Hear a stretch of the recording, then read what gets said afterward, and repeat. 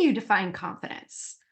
Too often we think of confidence as a belief in how amazing we are and an absence of self-doubt. But if we define confidence in this way, we'll never achieve it because it's not realistic. This week, I talk with Zeina Habib, an embodied coach, trainer, and project manager, about how to strengthen our confidence. She offers practical tips for how to tune into your body's sensations so that you can better understand your emotions and more confidently show up at work. Thank you so much, as always, for listening. Welcome to the Impostor Syndrome Files. My name is Kim Meninger, and as an executive coach and former high-tech leader, my personal mission is to help professionals overcome imposter syndrome so that you can advance your career with confidence. Each week, I interview a new guest who brings a powerful perspective to this conversation, including personal stories, best practices, and new insights. The more we talk about this issue, the more we destigmatize imposter syndrome, recognize that we're not alone, and empower ourselves to access the tools and resources that can help us and those around us. Thank you so much for listening and for sharing with others you think would benefit from this conversation.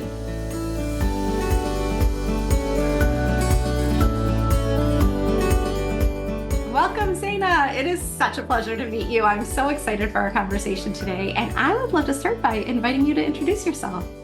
First of all, thank you for having me here today. I am so excited to be speaking with you too. So let me tell you a bit about myself and my background. I was born and raised in Beirut, Lebanon, where I did a bachelor's in civil engineering and started working in the construction world, very different for, the coaching world and the communication world that I kind of like right now I'm growing in. I started working in the construction world, and it was an interesting place to be in. There were a lot of moments where I was one woman among like 30 men in my own company, and it just became a bit difficult in a sense to manage, where you have to, as a young, and also I was young, so as a young woman you had to kind of gain, I felt I had to gain respect, like I was putting so much effort into showing up and being like, hey, I need to be heard. Given the culture and given, the position I was in, it was also kind of a challenge. And at that point, I was like, okay, maybe I should get a communication training to understand myself better and see where I'm going. And they were like, when I was starting the training, they're like, you're really good at this. We want you to train with us. So I started training with them, did my ICF certification. And at that point, I felt like, okay, I don't want to stay here. This feels too small for my personality. So I ended up going to Belgium. I did a master's in entrepreneurship and innovation, and then got a job in Boston, where I am right now, in construction. So I started working also within this world, and it felt very different. First of all, culturally, the way people talk to each other, the conversations that happen, and how you show up in the workplace. And 3 years ago, I also had my LLC, and I started my coaching business here, working with tech leaders mostly on embodied leadership. How do we show up as our best? How do we grow our confidence? How do we grow our communication skills in order to not just have great ideas that we're working on, but in order to communicate them well and get people's buy-in, to get those ideas to really become a reality. And I really love that. I love working with the body. I have a background for the last few years. I've been into yoga and dancing, which I was intrigued. Like, what does it mean to get both together? And I discovered the world of embodiment. And it's been a really fun journey. It's been, I've seen a lot of my clients some of them at least have a huge reaction and kind of change and grow in that world. And I've seen its effect on, growing confidence and getting people to show up differently. And here I am today talking with you. I really love where I'm at, and I'm always looking, to grow more and kind of have new avenues to grow in. That's so fascinating. I love the twists and turns that your career has taken, because civil engineering is, when you think about it, I don't know it deeply, but, just think about that as being so different from what you're doing now. But I guess I'm curious, because you stayed with construction when you came to the US, right? Were you still in an engineering capacity, or had you already sort of shifted to more communications, but within the construction space? So I was doing more project management. I didn't throughout my career, I was never technical. Like even when I was back in Beirut, it was a lot on the procurement side, it was a lot on the cost side. It was about lean construction, like how do I get everyone to communicate with each other so we can move the project forward? And right now it was the same. Like how do I get the subcontractors and the owner, how do I get everyone to communicate so we can make the project work? There is, of course, the finance aspect and the money aspect of it, but there's a big portion that is communication. So I've Mm. never really done a technical job where it's like details or, drawings, which kind of like makes more sense where I am right now in my coaching career.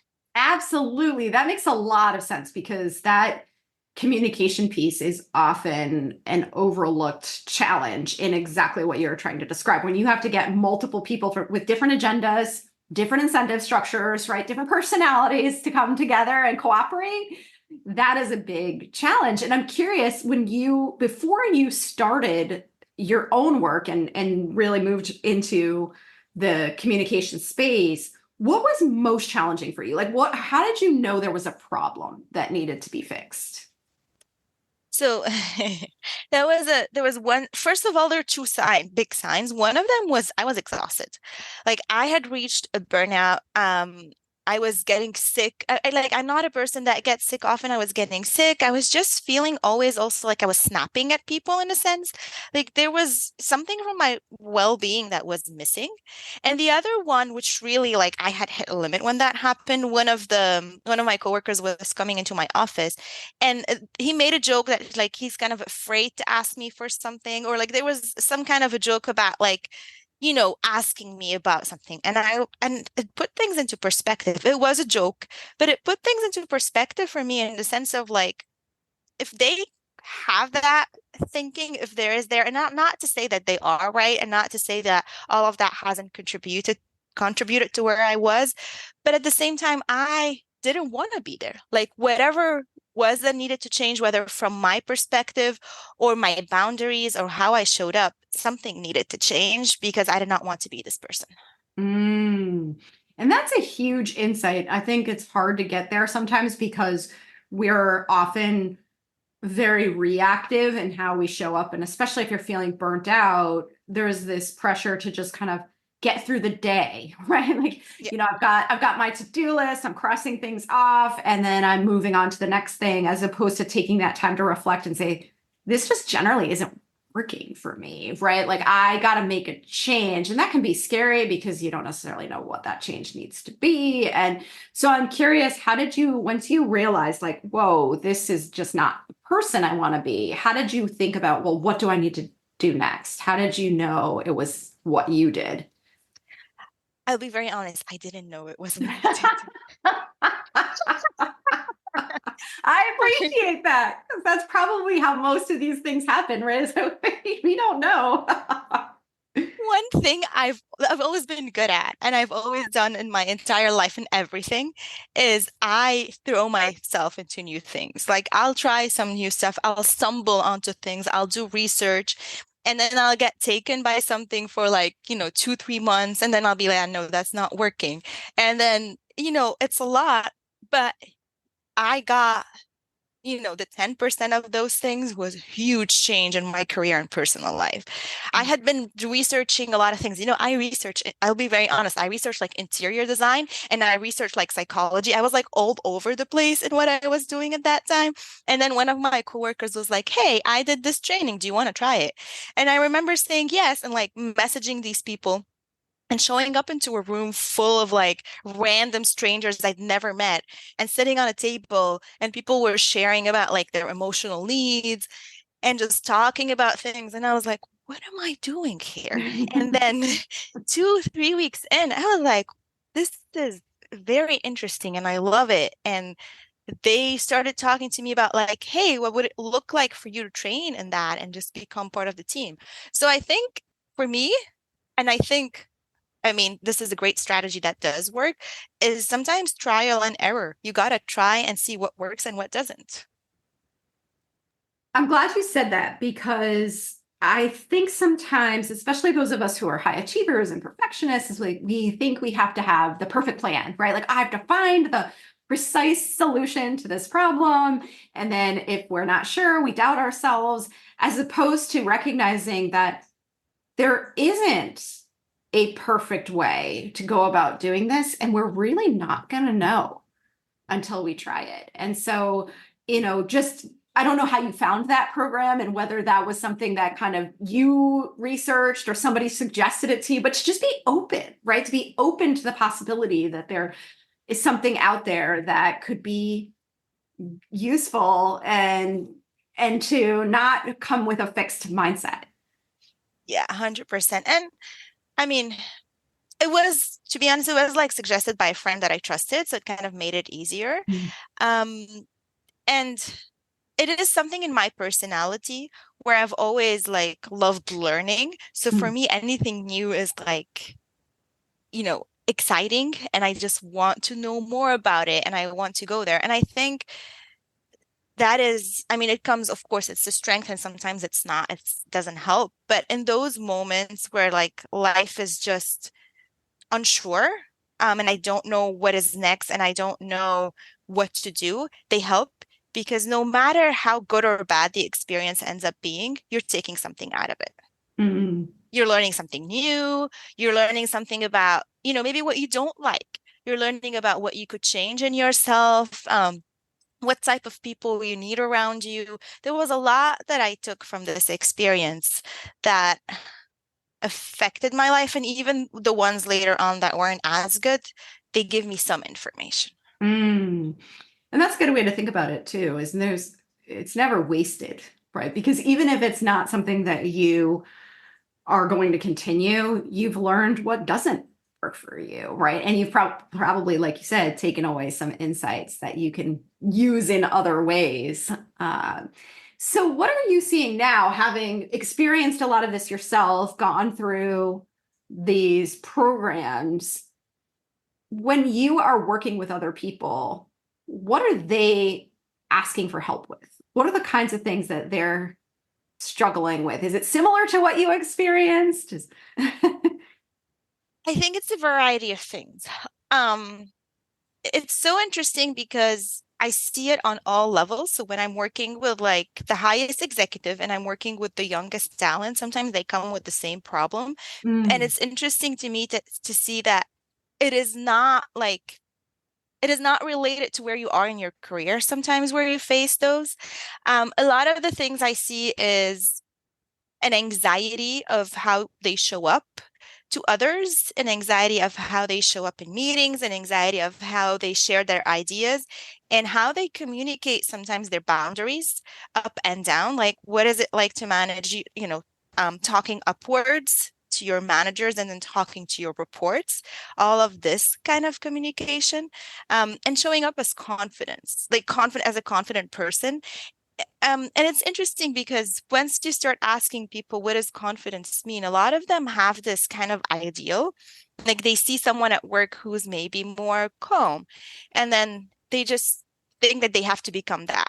And then it becomes kind of a myth. Like, what does it look like to be confident? Oh, it's a myth that I don't feel anything on the inside and I'm super happy talking and I show up and everything is perfect. And I think this is the problem, is like we're all sometimes hiding what is happening inside, that we're giving this very wrong image to everyone around us. And not letting others that we are struggling with probably something similar or something else. Like there's a struggle that is happening out there. And I see that a lot. So it's like the anxiety of how they show up, the communication, and then the confidence of being able to step up and be themselves. Well, those are some really important points. And I want to go first to what you said about the misperception around confidence, right? And I think part of this is because we have generally, as a population, gotten really good at putting on a brave face and pretending like nothing is bothering us. So to the outside world, people think, oh, she is so put together and she's got, such great confidence. But if you talk to that same person privately and get her to be vulnerable, she's going to tell you, I was terrified or I doubt myself all the time, right? There are very few people with the exception of maybe some sociopaths out there who don't care what anyone else thinks, who actually live up to what we think of as confidence, right? If anybody. And so I think that's part of it too. And one of the things that I spend a lot of time thinking about is how do we redefine what confidence means? Because if confidence means what you just said, nobody's going to get there. And it's always going to feel like we're doing something wrong. So one of the things that I think about when I think about confidence is stop thinking that it means that I think I'm wonderful and everything's perfect and I'm not making any mistakes. It's confidence to me means whatever happens, I can handle it, right? Because I can't predict what's going to happen. There are going to be things I don't know. There are going to be things I do know. But I trust myself enough to know that whatever situation I find myself in, I can either personally handle it or I can access resources around me to help me handle it. And if we redefine it that way, it brings confidence to a more accessible level.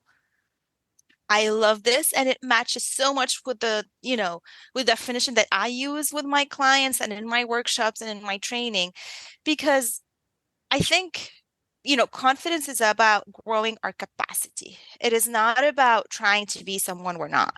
It is about growing our capacity to take in emotions, growing our capacity to trust that this is what we can do, growing our capacity to ask for help. I think it's a lot about how do we, do small changes in our habits that make us believe we can, rather than constantly trying to take away everything that we're feeling. Like, we're not trying to strip away the feelings of anxiety and fear and all of that. We're trying to grow our capacity to sit with them or to understand that they are present. Because I don't believe that we could just stop feeling anxious. I mean, I feel with time, maybe you're less anxious, but I don't think anyone will get to a day where like, oh, I'm not feeling sad. I'm not feeling anxious. Like, that is not going to happen. So the other option is to learn how to grow that capacity and to learn that we can trust ourselves to sit with it. We can trust ourselves that even when our capacity was not enough, next time we'll figure it out. Oh, there will be something we can work with. I think this is like matches what you just said and also helps people feel like less afraid or less of a burden to hold up to this word of confidence. Yes, exactly. That's exactly how I was thinking about it too. And I was thinking back to what you said too about snapping at people and burning out. And I think that that's something to think about as individuals who know that we struggle with these things. Is there's not just personal benefit to working on this, but there's benefit to everyone around us, because especially if you hold a leadership title, how you show up is magnified because everybody's watching you, right? Everybody is reading into your behavior and trying to guess what your motivations are. And if you just have a bad day or a bad stretch and you're not managing your own stress and you're not self-aware enough to recognize the ways in which your self-doubt is influencing the people around you, there's a ripple effect that comes with that. And it is very powerful. And so I think about just, if you're not going to do it for yourself, do it for everybody else. Yep. They do not need to be exposed to that. Yeah, because I really think about this at a macro level too, of the unaddressed stress that so many people are struggling with within the workplace. Because you talked about going into that program and people talking about their emotional needs and having a conversation that would be just virtually unthinkable within the average, especially a workplace that may be male dominated or that's more technical in nature. People aren't sitting around talking about their feelings. But if we don't think about our feelings, if we're not aware of, oh, that just triggered me in this way, or I feel really anxious, I wonder what that's about, then we're sort of blindly going into these environments and not realizing the effect that we're having on each other. And so there's really layers of benefits to what we're talking about. 100%. And funny enough, I used to have like I didn't notice it after I started the training. I used to have some of like my male colleagues come into my office and just like, vent or be like super angry and then like scream and then they'll be like, "Oh, okay, I feel better now." And that was basically, I mean, their way of sharing emotion. But I was like, "Oh, I was already kind of doing part of that and I didn't know." Because people need that. If you don't do that kind of thing, things can get, you can burn out pretty quickly.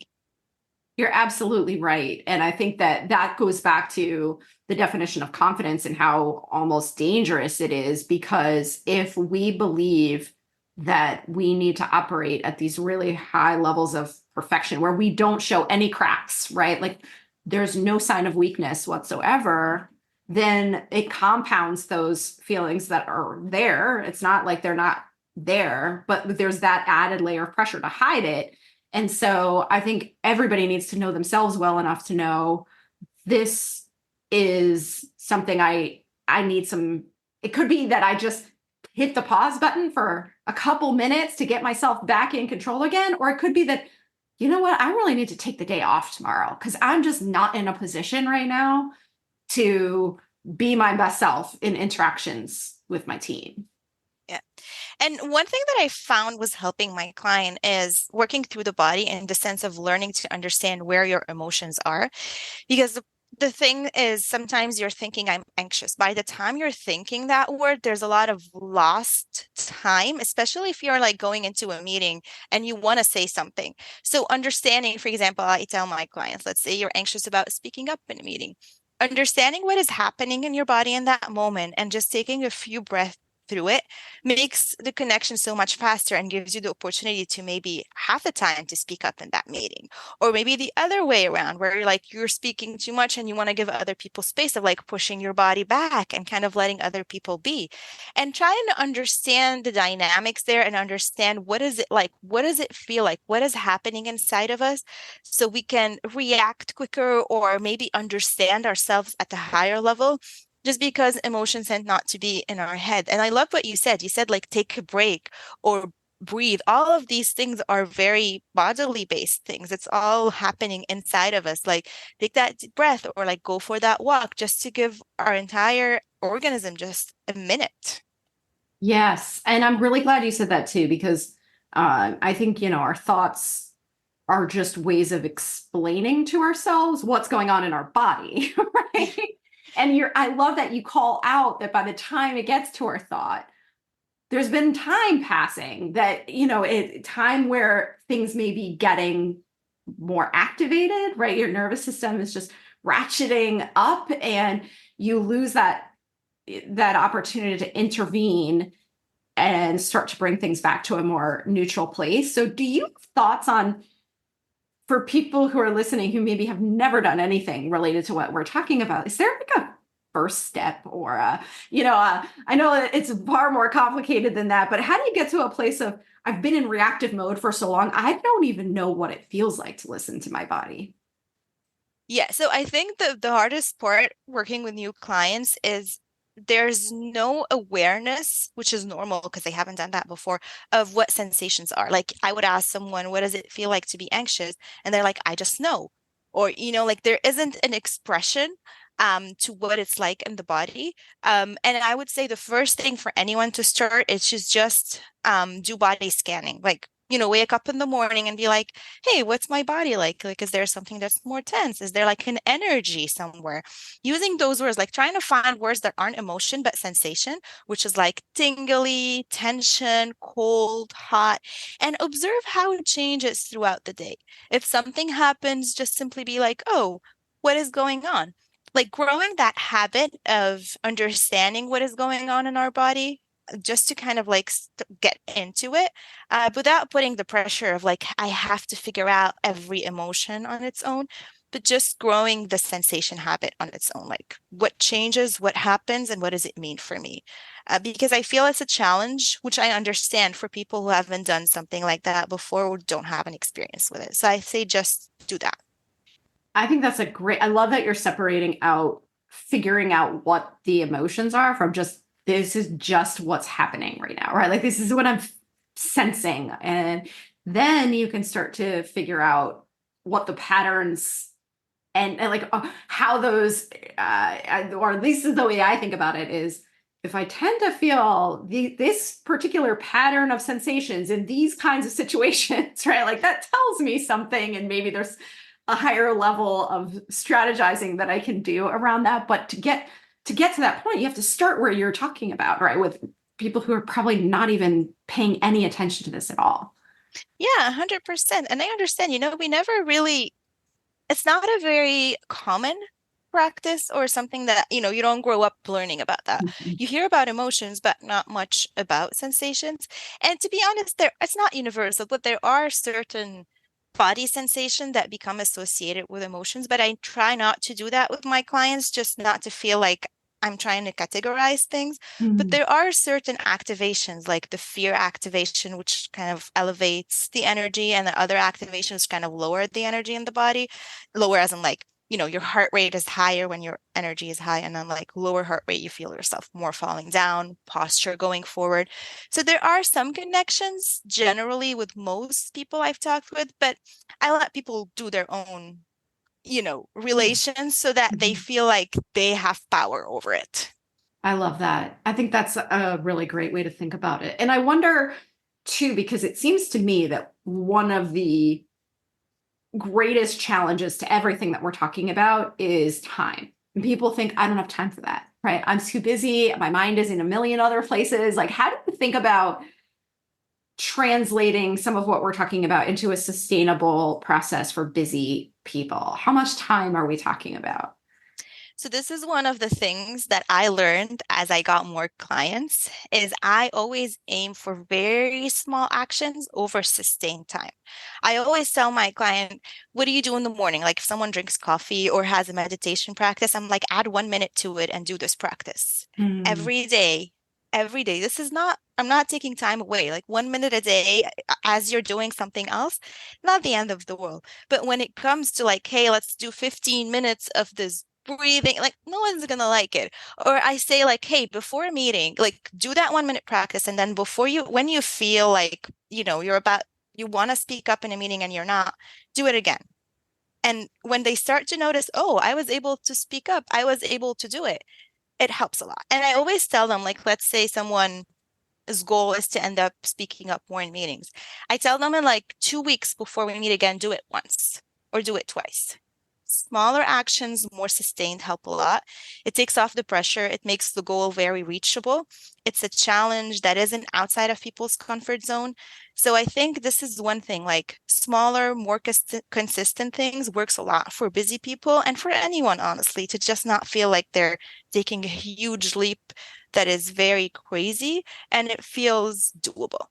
yes, I love that. You're absolutely right, because if it feels too big, then it also feels scary and unreachable. It's like, Yeah. oh, I could never do that. So I love tying it to something that you're already doing too, like at your morning coffee or whatever your sort of just specific rituals are. And can we talk a little bit more about the speaking up piece? Because I think that is something that challenges so many people who are listening, is that just that hesitation and that, fear of what will people think. And so can you share a little bit more about your strategy for getting to that place where I can, maybe I'm not fully quote unquote confident yet, but I'm willing to take the risks.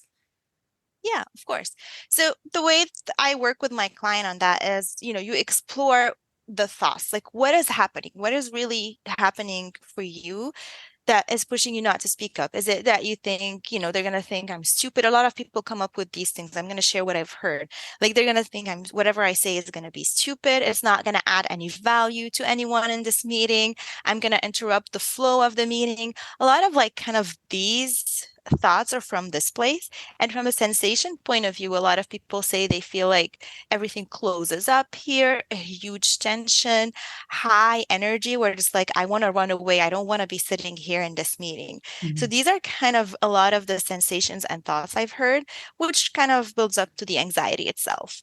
What I usually tell my client is to take a second when like to just feel all of these things and take 4 or 5 deep breaths. And I usually say long exhales because And scientifically speaking, when you're taking long exhales, you're reaching more the relaxed part of your nervous system, the front part, which helps social interactions. So very long exhales through the mouth, through the nose, even that works. And it gives your body a sense of relaxation, just takes out that high energy. And then once you feel that, start speaking or say whatever it is you want to say.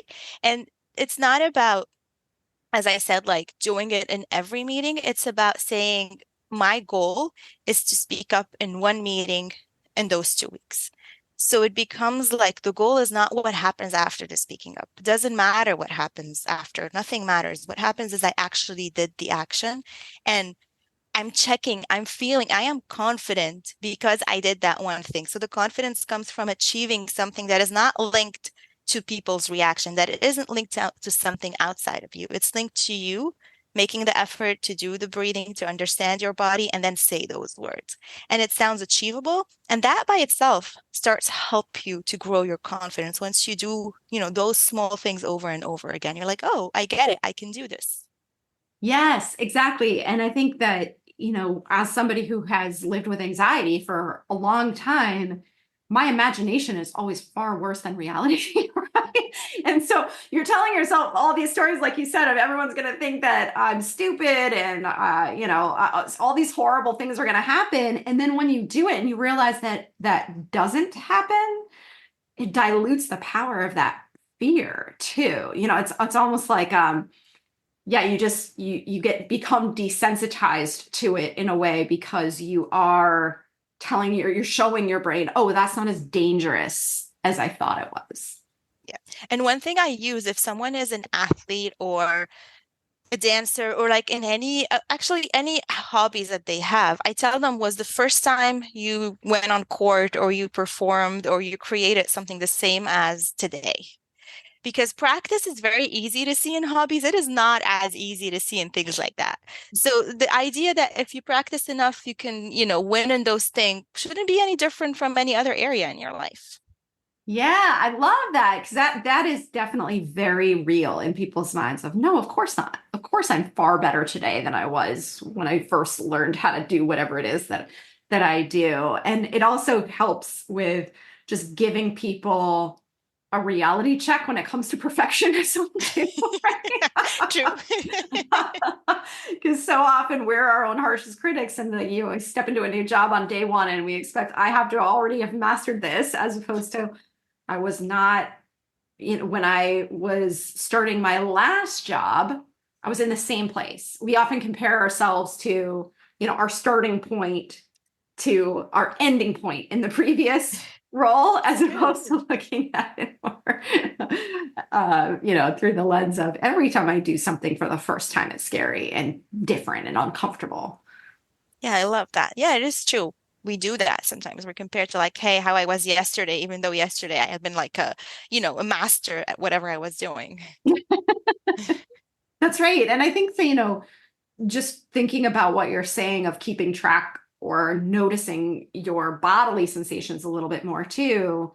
One of the things that I think about is, if you are in a particularly rough spot for some reason, right? Like, let's imagine that this particular setting is very intimidating to you. Maybe that's not the best place to practice, right? Yeah. And the more aware you are of that, the more, just the whole idea of baby steps too, if this is something that you haven't done before, is to think about, it doesn't have to be the most extreme setting to try out something new. It's like, what's a relatively safe space? What's something that's a little bit of a stretch outside of your comfort zone, so that you are pacing yourself. I mean, don't start this with a, meeting with the CEO. Maybe start it with a meeting with your own team. Exactly. Yeah, that I think that's really helpful. Oh my gosh, this has been such a fun conversation, Zeina. Thank you so much for having it with me. Any final thoughts? And then, of course, I want to make sure that people know where to find you if they want more of you. Yeah, of course. So one thing I always, like to end my conversation with is practice, practice, practice. Practice will never make perfect, but it will make better. Always think about that. And everything you're doing in your life, from confidence building to, your next marathon running, whatever it is, this is kind of the best thing to do. Just keep practicing and believe eventually you'll make it.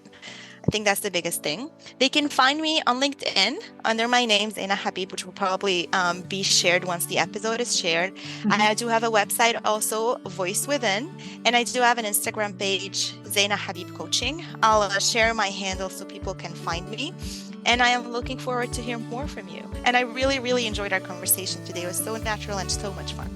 Oh, thank you so much, Zeina. And I'll make sure that all those links are in the show notes as well for anybody who is interested. And just thank you again for having this conversation with me. Thank you. Thanks so much for listening to the Impostor Syndrome Files. If you would like to continue this conversation in a safe and trusted space, I would love for you to join my virtual discussion group every Thursday at 12 p.m. Eastern. For the past several years, the group has been limited to women, but it is now open, regardless of gender, to anyone who is interested in exploring and troubleshooting common workplace challenges, building better awareness of ourselves and others, and becoming more inclusive allies at work.